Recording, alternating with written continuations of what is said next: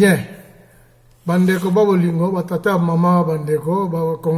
congolais na ba congolais ko ba yo kanga ina mikolo yo ba yo kanga ina ngongo yo lo sako na bino nyos ba to sali mo video oyo e vagia mo example kuse ya poda ko lobela encore makambo zele karambo karabiso vous voyez il est 4h30 du matin na suis pour ngite mais na vie etikana sala quelque chose mo na bona mboka karabiso na yende ko lobela makambo mibale kaka na mboko tozala mulai mingi te tosenge wande ko kongo oyo kabiso tozala na mo patience moke boyoka makambo to loba soki to lobi so bomoni ke to lobi mabe na kosenga na bino pardon bo komisa biso mo eloko moko pesa biso bo ebisa biso place ni to lobeli mabe soki pe to sali malamu to lobi malamu bo pesa biso merci ça va mais to senginde ndeko na modra moto oyo ka video obeka kolekisela moninga congolais bien moninga congolais ayoka mope azwa mo idée na makambo to loba eza importante et poto senga mbongo te po zo bo otoza ba filming na ya YouTube to teka mo to teka video to zo mo na YouTube no to leka mo na YouTube te eza ne bo makambo ba service to rendre na mboka biso République démocratique du Congo merci bon awo to ko lobela makambo mi baleka ka tikambo bo to pesa possibilité oyo koki ko sortir mboka biso na crise to zaina ngo et comme il va aller te repérer mon commentaire sur ma déclaration ma déclaration basali alors que la déclaration Adolphe Mozizi de sa déclaration Vital Kamerhe sa déclaration nae en plus bas là-bas tout le monde ba président à trois mboka ya mboka ya Russie mboka ya Corée du Nord mboka ya Chine ba sa ba déclaration ngo concernant la situation dans les Canada République démocratique du Congo to kolobelango bon to boza la patient to la biso to banda pe le solo biso mbala moko tout d'abord tozali koloba tozala d'accord bio tout toloba banaka la ke solution ya makambo zele kana mboka biso Congo eza na maboko ya ba américain te eza na maboko ya ba belge te eza na maboko ya ba français te eza na maboko ya ba allemand te ou bien ya chine ba chinois te eza na maboko ya propre fils du pays donc ba congolais biso mongo kasi to bosa répéter que na ba norme internationale eza na règle moko e lobaka ke tout pays dans la nécessité, tout pays en danger, Azaï a droit, il y a une assistance, il y a un autre gouvernement. Il suffit seulement que le gouvernement sollicité soit un gouvernement légitime. Donc, on a sollicité, parce que le gouvernement légitime, makamono c'est ça la malam. Alors, quand tu tenais pour la situation de la République démocratique du Congo, ils ont passé. Pour moi, pourquoi pas tout s'accrocher na norme, mais vu l'ampleur des problèmes qui se vivent au Congo,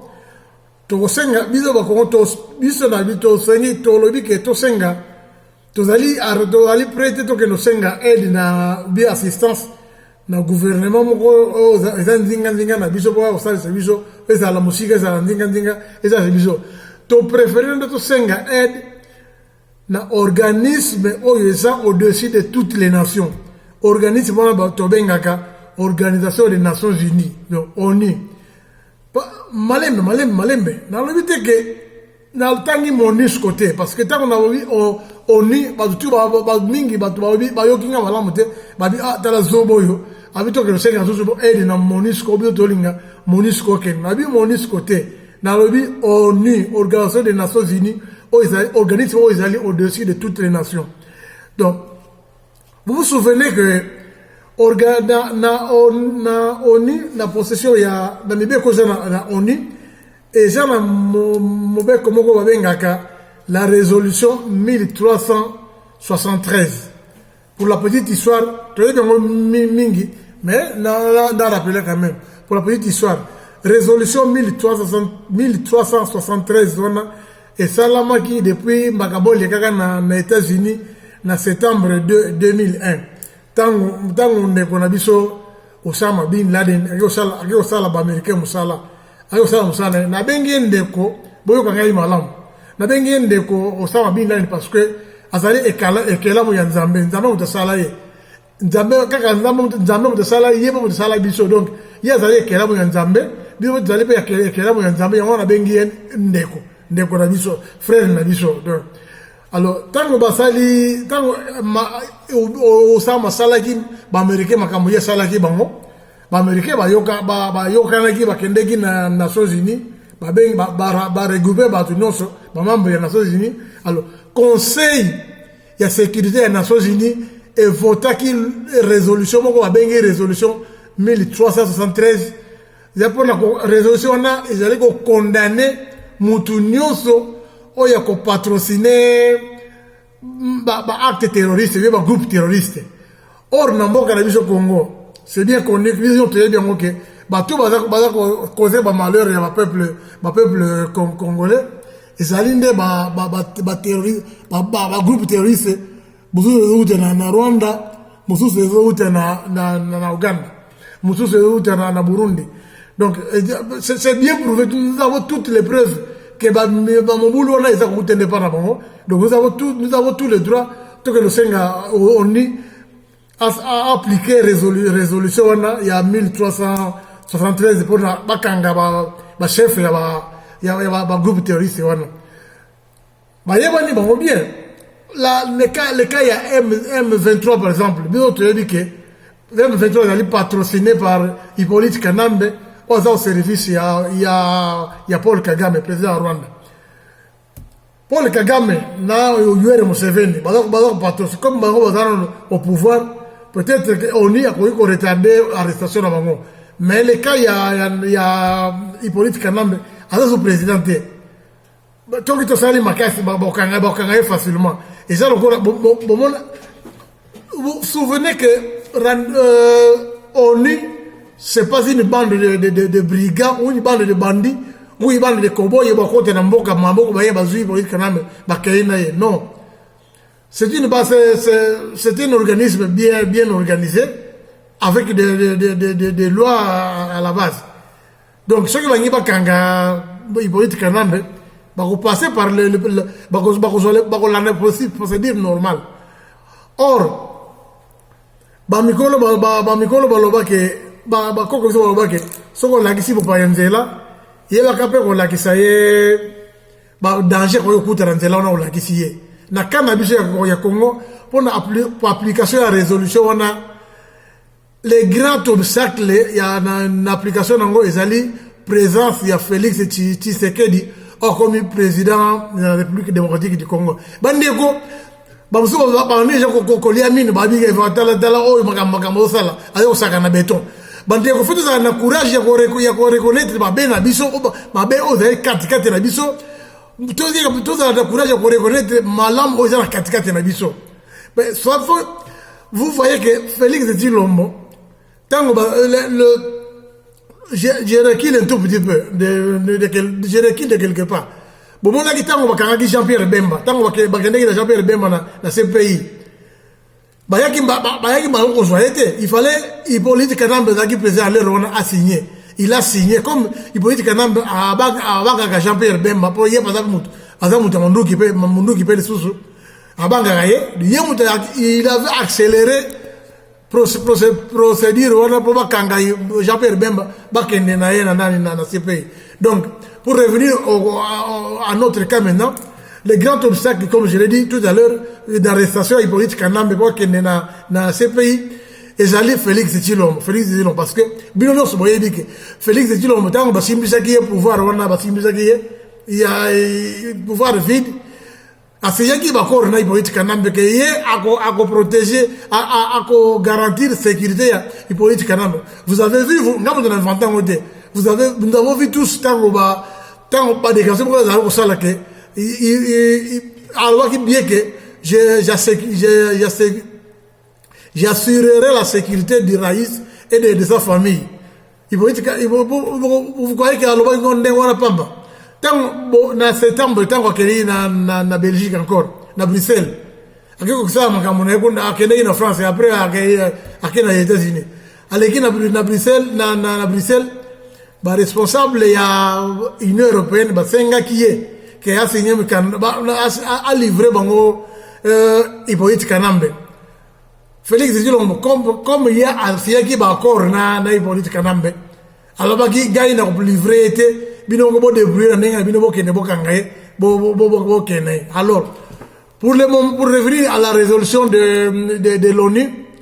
la résolution des conseils de sécurité à l'ONU, bako baza bandit, bako ya malamoko ko kanga. Donc, bako la procédure normale, procédure diplomatique pour kangaye. D'où les grands obstacles que la signature pour celui qui a le dernier mot. C'est le président de la République. Le président de la République pour le moment, c'est Félix Tshilombo. Yende a signé dernier moukan a posé dernière signature naie pour que Hippolyte Kanambe bakende naie. Est-ce que vous croyez que pardon, quand est ça là il est 4h30 du matin, la vidéo. Est-ce que vous croyez que la capacité capacité ya Félix Tshilombo il y a quoi signé mukanda ke bakamate Hippolyte Kanambe bakende naie? Vous croyez ça? Mais ce n'est rien de toute façon, ce n'est rien. On a un problème. C'est pas un mystère. Donc ici bas, tout problème a une solution. Il n'y a que le mystère qui n'a pas de solution. Ceux qui na Congo, na République démocratique du Congo, tout ça, c'est un droit. Ba gradé en droit, ba sali, ba licencié en droit, ba docteur en droit, ba sali, ba to za na mongo, ba sali, ba to ba za mayele na mutu, mayele ya livre, ba sali, o ba za mayele ya boanya ya bokoko, ba chef continuer, ba sali. Ceux qui les to sangana biso nyonso, to pressionner l'ONU, to obligé était mais ko mener ko pressionner dans nenga bien ko sala tout s'organiser dans un groupe ba communauté mususu ba association mususu ba individuellement to kende ba comme mikanda to sala ba sitting to sala ba manifestation libosa ba bureau ya ONU na mamboka ba moko bi sika to fandi na ba ville sika to fandi. Est-ce que vous croyez que l'ONU bato ONU ba osana motema libanga ke ba céder. Ceux qui vont résister un mois, va résister deuxième mois, va résister troisième mois, quatrième, cinquième ou sixième mois, va céder. Va faire des décisions, va bon, il va Tshilombo a signé, il trouvera toujours une procédure, il va sauter étape va quand Hippolyte Kanambe aken. Alors, vous imaginez Hippolyte Kanambe en prison la CPI, et le reste c'est bon, tika bo inenga va porter mbangu te, ba bisengemani wana oh non, c'est pas tika ba rubero ba si ba kopota mbango ba kene mo ba kima mbango moko mais ceux qui là ici to là ici mituna biso nzamba ko sala loko moté ceux qui bandika to la main dans la pâte nzamba ko sala biso parce que nzamba yebo ko lo baki aide toi le ciel t'aidera. Il est là pour faciliter. Mais pas pour faire le tout. Ceux qui te bandent à occasion, comme j'ai dit, nous avons ça, c'est plutôt long. Bon. Donc, on a dit que l'application à résolution 1373, c'est une des solutions au libération de Mboka Biso Congo. Mboka Biso Congo est comme le là. On a dit que il y a apport na biso ya lutte à Congo. Parce que Congo est comme le là. Camion moko eza en panne monter réseau fonctionner sur te bosika ba to yo ya fungola to fungola moteur to régler soki piston soki eloko ni bebi kuna bosika bulo moko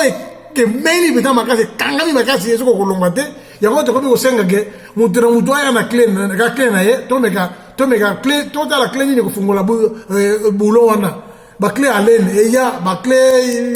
ya pipa et ya ba clé à marque et ya ba clé anglaise et ya total la clé ni ko fungola boulot et ko débouler et vis wana comme ça mo exploiter l'état malama yango wana apport de to pesi yango to ko de monter so ki peut to roima be bande ko yo ka vidéo bo me ko téléphoner bi to bola to bo tia ba commentaire na vidéo na place boyoloba qui bien place boyoloba qui bien ce qui peut te malamu bon savoir bon courage ce n'est rien mais et là on est des autres personnes to suggérer et comme la mituna biso et to fonctionner très bien bon wana c'est un point to komi na to leki na point mususu point ya ba déclaration za kusala mamikolo to ba ina déclaration ya ndeko biso Adolphe Mozito comme bien nous fait dire qu'Adolphe Mozito azalaki non il a travaillé dans azalaki premier ministre na gouvernement Hippolyte Kanambe alors lui que tout ça la guerre na Rwanda que ça la guerre na Rwanda pardon tout ça la guerre na Rwanda c'est très bien tu vois on n'en disconvient pas c'est d'accord mais après cette explication malamoté a précisé bien quel type de guerre tu consacres dans Rwanda parce que la guerre est finie la guerre médiatique est allée la guerre diplomatique est allée la guerre armée la guerre à base des armes est allée bon on a bien tout ça dans Rwanda et ça guerre nini ce qui a dit que tout ça la guerre médiatique na Rwandais c'est pas la peine parce que tu comprends rien ce qui a dit que tout ça la guerre diplomatique na Rwanda là, ça va parce que nous avons des intellectuels par là, nous, et chez nous. Bah, vous êtes capable de s'affronter avec la diplomatie rwandaise dans un coin du monde. On a vu qu'on négociait une guerre diplomatique dans un coin du monde, ce qui a vu que tout ça, la guerre armée, guerre à base des armes, mes chers frères, ce n'est pas la peine parce que tu as Niger Namboka. Pourquoi? Parce que bien sûr, vous voyez que l'armée a ils allaient infiltrer. Beaucoup d'officiers, tout bazana armée na FARDC. Bon, bateau va venir na Bamboka Mupaya. Nous sommes très mûrs, nous sommes bien placés pour comprendre les Camerounais au Basiko. Bon, on dit que tout ce que on va venir na Bamboka Mupaya, ce qu'on sait nationalité na Bamboka Basiko Vandi, et que le ministère de l'Intérieur, ministère de Justice, de la justice Yamboka Yo Vandi a accepté qu'on paie sa nationalité. Si on paie sa nationalité et que ça n'a pas pu être bah qu'on benga aucun bureau bah si monsieur drapeau au prêter serment au juré que banda jour wana au comme citoyen Yamboka wana donc on respecter les deux Yamboka wana et en cas d'agression Yamboka wana tu es capable tu es disposé il y a qualité corps et âme namboka wana pour la libération na yango mais on a FARDC na biso les officiers ba uta musuna Rwanda musuna uta na Uganda musuna uta na Burundi musuna uta na Tanzanie ba côté na armée comme ba citoyen ba mboka wana il ne se sauve pas de ni la peine ya ko solliciter il y a sollicité une nationalité na Congo pas comme les Congolais donc baza Congolais pas peut-être jamais serment donc ils sont toujours des Rwandais des Burundais des Ougandais tout comme ça alors vous imaginez que au Canada au désigner les lots ce que RDC avec la guerre na Rwanda guerre armée vous imaginez que au Canada un général un officier rwandais akamata garnison moko ya ba Congolais akota ngona Rwanda bakeno bon ba Rwandais et puis bazonga mais bandeko c'est le socle des embuscades de aussi sabango akoba ba kokende kaka ba memi bango tira de frontière wana ba kote ngona na embuscade ya kini bazu ba ya bazu Congolais ba boyimo bango bazongi sili bembe donc nama quelques mitu ya ba Congolais même soki baza vide mais tout vide wana ezaka wana o général o aza Congolais o colonel o aza Congolais so o tango baba okende ba boyi bango alors totika vraiment néant donc là moi ba respect muke ba pesa biso ba pesa bien souté ba marcher ils vont marcher sur nous comme à jamais donc de comme Mozito et là to sengi on au revoir ba condition ni yo au salaire déclaration ya guerre wana ce qu'on bongisa mo bien tout le monde qui est dans la to Hollande même ce que les autres to que na Rwanda yo tout to sangale to Hollande mais na à quelle stratégie to Hollande kuna voilà bon les qui on a longona les qui na déclaration ya na déclaration ya Vital Kamerhe oh, un des axes de l'axe du mal na Congo ils sont formés par les 3 cas comme Kanambe Hippolyte, alias Joseph Kabila, cas comme Katumbi Chapwe, pardon, Katumbi Chapwe Soriano Moïse, bango bazaba ba axe du mal au Congo. Na Vital Kamere, na yabo ko Kamere Vital. Alors oui, makambo belé, ce sont de belles paroles ya lobi wana, mais vous voyez bien que déclaration wana ya Tchaki, c'est déjà censuré par Paul Kagame. Avant aya ko représenter aya ko loba déclaration wana. Paul Kagame a analysé a censuré yango, a dit bazo ba wana. Bon pesa kaka parce que ya Kagame alingaka ba envoyer na ye dans pays pays mususu ba pays étranger bazala considéré comme des hommes forts yango a bon kenelo baka ko kendeko lo wala comme ça va congolais ba pesa encore beaucoup plus de crédit que aux amutu na bango la biyo tout ça la musala malango moni ya ba chana na biro ya Chilombo po a espionner kaye unanda kwa Chilombo kuna batiala ye mwasi na ye nyakero aux hommes de la famille de la famille de Kagame pour expliquer. Donc, vous avez bien. Alors, Kaka, vous comprenez tout ça. On dit que, à contredire, à Bibisa, des déclarations, il y a Adolphe Mouzit, n'a pas ça. Mais il n'a rien fait. Kanam Vital Kamere, c'est un faux jeton. Discours, c'est un faux jeton aussi. Donc, bon peut ça crédit na maloba ya Vital Kamere. Bon peut ça crédit, on peut ça jamais crédit na personnalité ya Vital Kamere. Vital Kamere ako linga jamais ko katika jamais ko linga usala mabe malamu ya Congo. Bozombo na ninga oyiba baba mbongo kuna azobe bisa makambo. Po Félix Chilombo abimane na bakora mo salagi abima encore beaucoup plus mauvais na abima mauvais na maboko mamiso ba congolais comme ça bango ba continuer c'est na bango donc oubliez tout ce qu'a dit Vital Kamere parce que c'est un faux jeton tout comme une déclaration bande konabiso tout comme une déclaration ba président il y a président Chine président Russie na président ya Corée no ba to sala mikolo yo en fait na ko loba que bango ba yebi makamozile na Congo de ba yebi bango bien mais vous voyez dans la politique il se fait bon. Les politiciens font beaucoup de choses qu'on ne comprend pas. Donc, en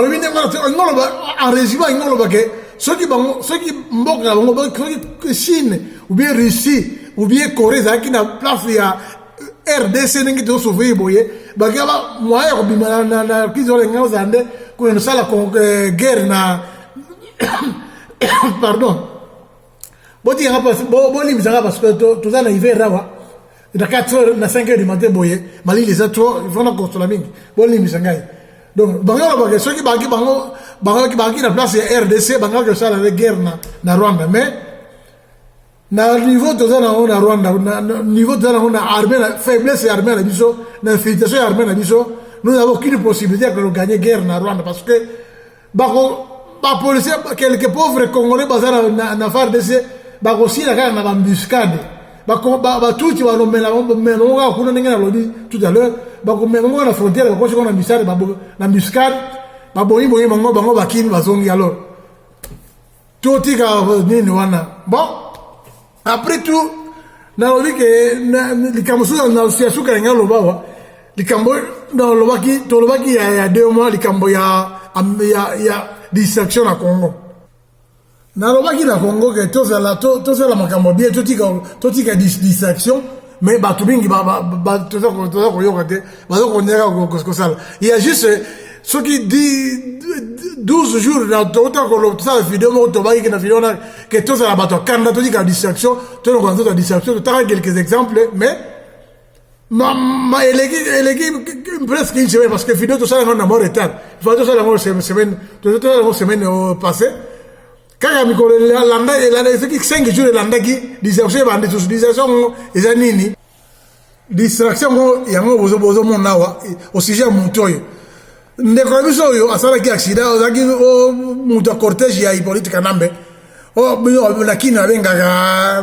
moteur akina na cortège ya Kanambe asala ki accident na moto akufi enfin topesi tout d'abord condoléance na famille na parce que zaki ndeko na biso akufi non condoléance c'est quelque soit mnenga za musala za abandé ko sala kuna pas politique nambe oza ennemi ya Congo mais ya za kende ki ona peut-être lokola apporter tomoni mabe ya porter trahison ya porter ki na état congolais peut-être abandé ko sala kuna pour gagner moi l'écoute là après ça aller sa famille s'il n'a pas trahi le Congo bon topesi va condoléance biso ndamba ya mama lambo sika kei mais ce n'est pas pour cela que tu peux pas donc ton ça va mémoire ba publier na tongo ba publier na midi ba publier na soir na butu kaka yango non bozo mona ndenge ba tongo qui ba mémoire oh c'est une image voyez une autre image yango yo bazo la baneko la ça autonne ça makambo ya distraction na parmi les Congolais quand on fait ba mémoire de pam ça c'est une autre image yango yesika kweyaki boni mutuna casque pas ina makia mutu to pesi ba condoléance na famille na je répète encore donc c'est condoléance mais dès sika to boton ça va même ba ko publier mi connaissez ce qui vaut plutôt la peine d'être publié ils ont biloko lokola oyo bozomona bano batika la misato baba orphelin na famille dango ba rebelle ba terroriste bayaki na mboka yango ba kotili ba boyi papa bana batika bango moko mwana ya mwasi ndeka ba mkolo akomi tata ya ba bandeko naye akomi mama ya bandeko naye moi makambo to ko publier yango yo poto luka ba congolais bozala mutia malamu bozala possibilité ya ko zo bango to sali saka bango to ya ane e ba so ça ko ki ane o te ya kala mais quelle que soit l'année c'est la maison de ko localiser bango to venir bango bande pour baza bande ko na biso ici nous avons une autre image ya bana wana kaka bande ko biso wana misato babomaki ba parents na bango yo ne liko to ko publier mbala yango yo bato babana to sali sa to venir en aide mais ko publier ka bato ba wana c'est n'est vraiment pas la peine alors to comme Monique to comme na suka to comme j'ai dit to za langoro quelques moi commentaire na sala qui pour na au sujet ya résolution ya ONU yango yo ba tanga je prends ça dans ce sens o ko ko mona ngoma lambo bango yango yo otali muke o so mo très bien vous pouvez monter un commentaire moko na sa vidéo to sala comme ça to zo pe mayele to ça ne mususu bon mais ndavi que toke musika bingi te ndama sasa biso to ayo ke biso mawa la République démocratique du Congo na bi que to marqué premier pas biso nzambe ko sasa biso na oyo ya po nzambe bo eza ko lobanga yawa na likolo kuna za ko yoka ngai tu puisses bien nous venir en aide Seigneur aux amakas o éclairer biso o armer ba brana biso comme ça mboka yo pesa biso mboka opesa ki bakoko na biso eko ko sa malamu za libre to lo ke ba no vivre mbula dans les jours comme dans les jours coloniaux mais donc vivre net de l'esclavage ya kala e bande ko biso ba o to sa ba ngo na kela na bolingo na yo ba na ko biso c'est pas normal Seigneur prête biso main forte afin qu'un jour nous puissions résister, nous puissions triompher dans cette mission. Amen.